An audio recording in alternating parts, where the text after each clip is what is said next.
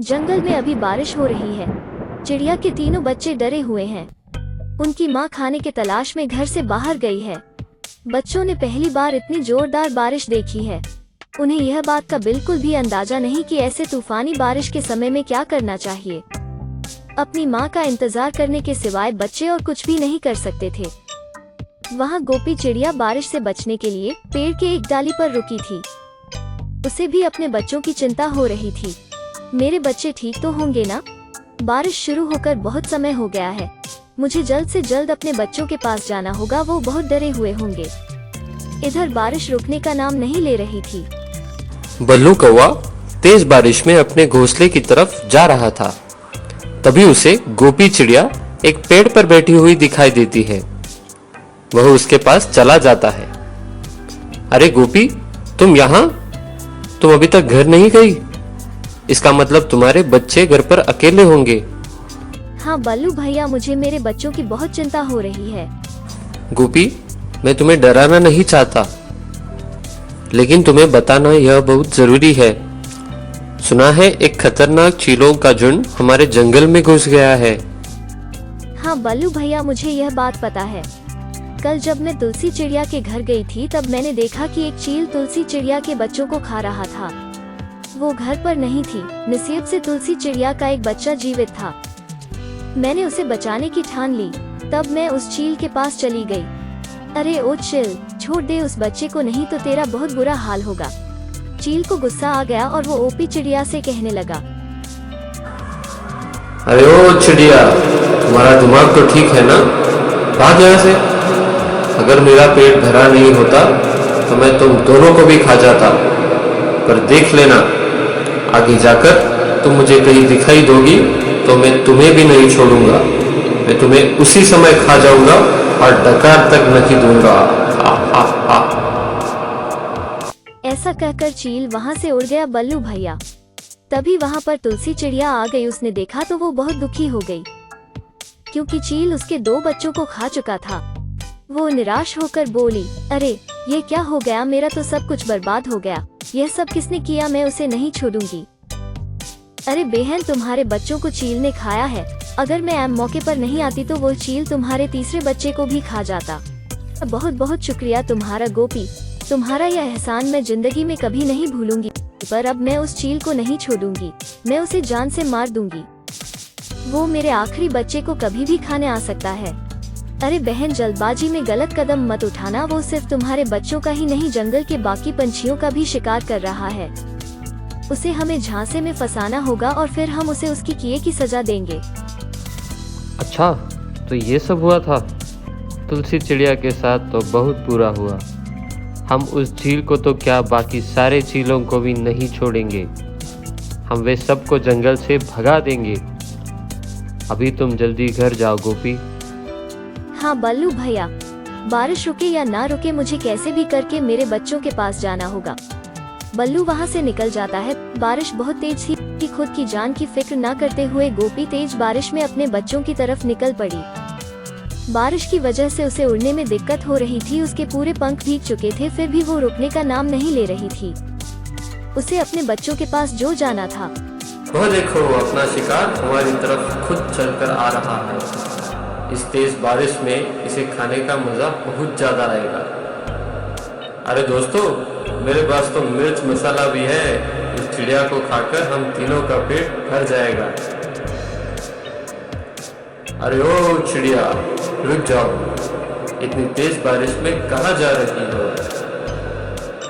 गोपी चिड़िया शिकारी पंछियों को देखकर बहुत डर जाती है। गोपी चिड़िया बहुत ही होशियार और समझदार थी। उसके साथ वो निडर भी थी। उसने उन दुष्ट चीलों का सामना करने का फैसला किया। जी, मैं अपने घर जा रही हूँ। ऐसे कैसे जाओगी? अब तुम हमारे इलाके में आ चुकी हो। अब तुम तुम्हारे घर जाने के बदले सीधे हमारे पेट में जा रही हो। उनकी यह बात सुनकर गोपी चिड़िया बहुत ही डर जाती है। उसे कुछ भी समझ नहीं आ रहा था। तभी गोपी के मन में एक आइडिया आ जाती है। मुझे कैसे भी करके इन सब से छुटकारा पाना होगा। अरे भाइयों, आप मुझे कैसे खा सकते हो? मुझे खाने के लिए तो पहले ही किसी ने रिजर्वेशन करके रखा है। क्या? ऐसे कैसे? कौन है वह जिसने हमारे होते हुए भी तुम्हें खाने के लिए रिजर्वेशन कर रखी है? वो दूसरे तीसरे कोई नहीं, मेरे खुद के पति है, जो कि एक चील है। मैंने जन्म भर उनकी सेवा की, 3 प्यारे बच्चे दिए, फिर भी वो मुझे खाना चाहते हैं। क्या कोई अपनी खुद की बीवी को खा सकता है भला? कौन अपने बीवी को खाना चाहेगा? जंगल में इतने सारे बाकी पंछी है। हाँ भैया, कोई नहीं चाहेगा, पर मेरा पति चाहता है। यही नहीं, उसने मेरे 3 बच्चों को भी खा लिया है। अगर तुमने मुझे खा लिया तो वो तुम्हें नहीं छोड़ेंगे। मुझे खाने का हक सिर्फ उन्हीं का है। किसकी इतनी हिम्मत है जो हमसे टकराएगा? अगर है हिम्मत तो चलो मेरे पति के पास एक बार लड़कर भी देख लो। अगर तुम जीत जाओगे तो मुझे खा लेना। बताओ, है मंजूर? हाँ हाँ चलो, हम देख लेंगे उसको।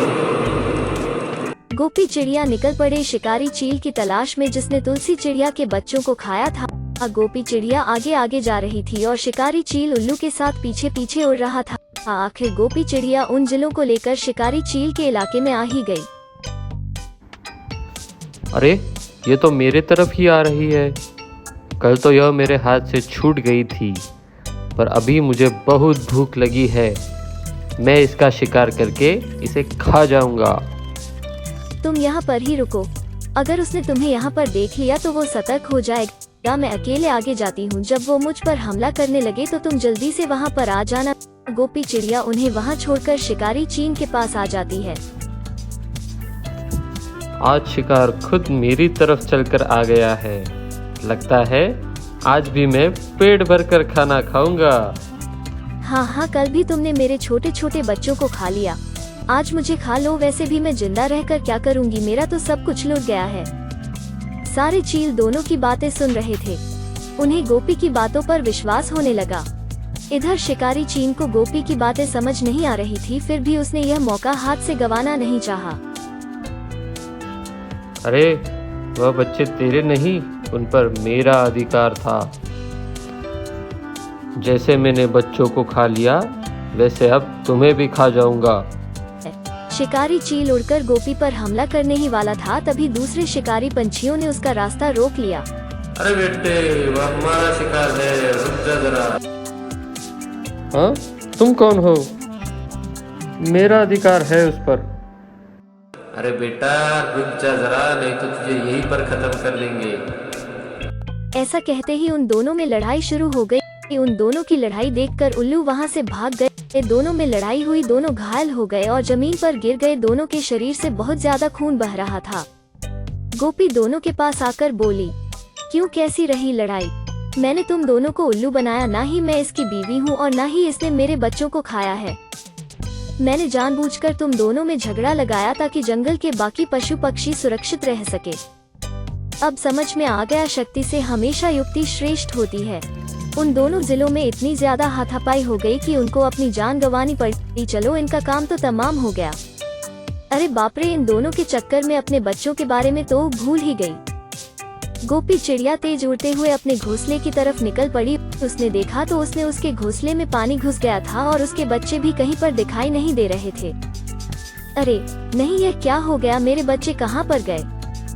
तभी वहाँ पर बल्लू कौवा आ जाता है। गोपी, रोना बंद करो। तुम्हारे बच्चे सही सलामत है।